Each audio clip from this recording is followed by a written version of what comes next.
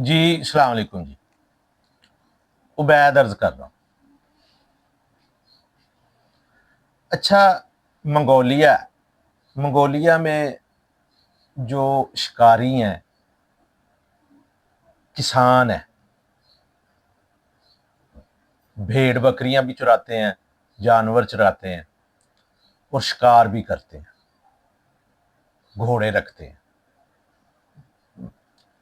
ادھر وہ منگول جو ہے نا، منگولیا میں ہے یہ منگول نسل ہی چنگیز خان کی، تو یہ باز رکھتے ہیں۔ یہ قریب باز جو ہے نا 6 سے 8 فٹ کا پرندہ ہو جاتا ہے، یہ پر پھیلا کے کافی بڑا ہوتا ہے، بڑا طاقتور اور بڑا زبردست پرندہ ہے، عقاب۔ اچھا، یہ انہوں نے رکھے ہوتے ہیں، ان پر ان کے پاس صرف 2 چیزیں ہوتی ہیں جب وہ پکڑتے ہیں بچہ یا وہ باز پکڑتے ہیں تو اس کو سدھانے کے لیے۔ ایک وہ دستانہ ہوتا ہے چمڑے کا، اور ایک اس کا جو اینک ہوتی ہے، جو آنکھوں کو یہ لگاتے ہیں، اس کے آنکھوں پر وہ چڑھا دیتے ہیں جس سے اس کو باز کو نظر نہیں آتا۔ اچھا، باز ایک ایسا پرندہ ہے، آپ اس کو شکار سکھائیں یا نہ سکھائیں، یہ شکاری ہوتا ہے۔ یعنی کہ آپ ایک بچے کو بڑا ہونے تک آپ رکھیں، سنبھال کے رکھیں، پال کے رکھیں، اس کو آنکھیں اس کی ان پر وہ اینک سی چڑھا کے رکھیں، اس کو نظر بے شک نہ آئے، لیکن وہ جب جوان ہوتا ہے تو اس کو شکار سکھانے کی ضرورت نہیں پڑتی ہے، وہ شکاری ہوتا ہے۔ اچھا، یہ اس کو مدتوں تک ایسے ہی رکھتے ہیں، اس کو اندھا کیے رکھتے ہیں، اس کو خوراک دیتے رہتے ہیں۔ بعض جو ہے وہ عقاب ہے، وہ یہ سمجھنے لگ جاتا ہے کہ مجھے رزق دینے والا یہی ہے۔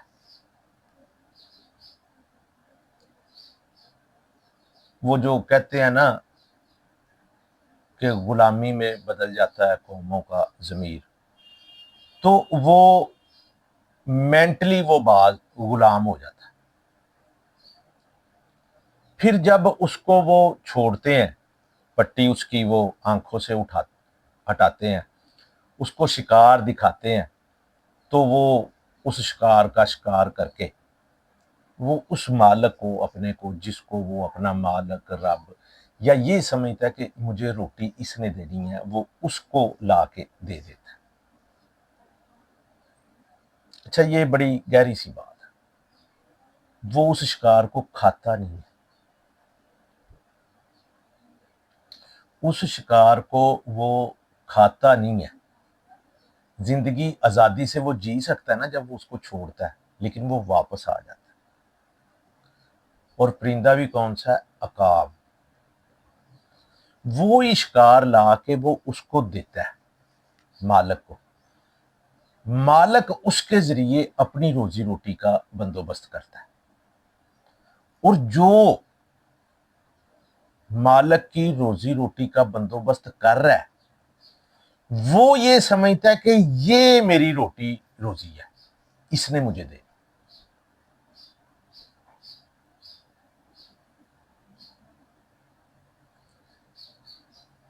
اب آپ خود اندازہ لگائیں کہ یہ غلامی، اسیری، یہ انسان کو کس گہرائی میں لے جاتی ہے۔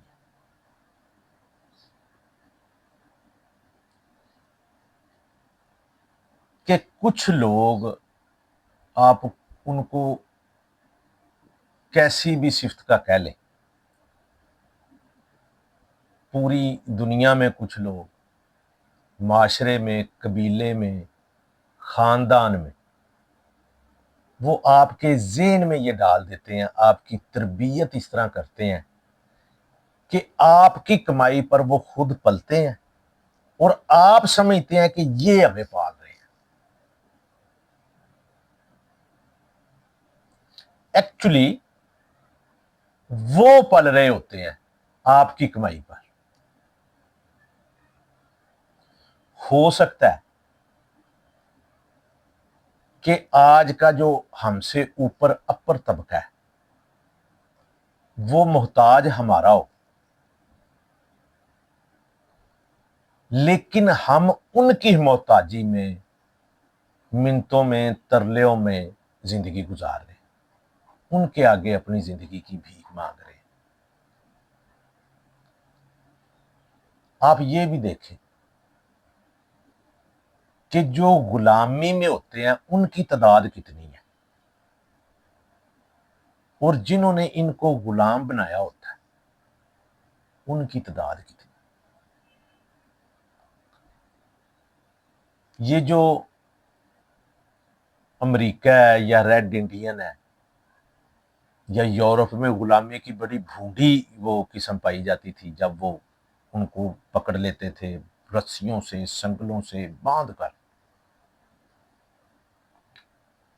ان سے کام کرواتے تھے. اچھا وہ دیکھیں، وہ سو ہوتا تھا، جو ان کو پکڑنے والے جنہوں نے ان کو قید کیا ہوتا تھا وہ 5-10 ہوتے تھے. وہ سمجھتے تھے یہ ہمیں روٹی دے رہے ہیں، لیکن کام وہ کرتے تھے.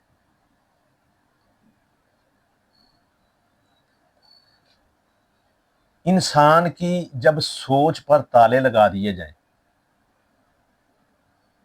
ہمیشہ غلط حکمران طبقہ عوام کی اس عمل سے انتہائی زیادہ ڈرتا ہے کہ یہ سوچنے نہ لگ جائے، یہ عقل سے کام لینا نہ شروع کر دے.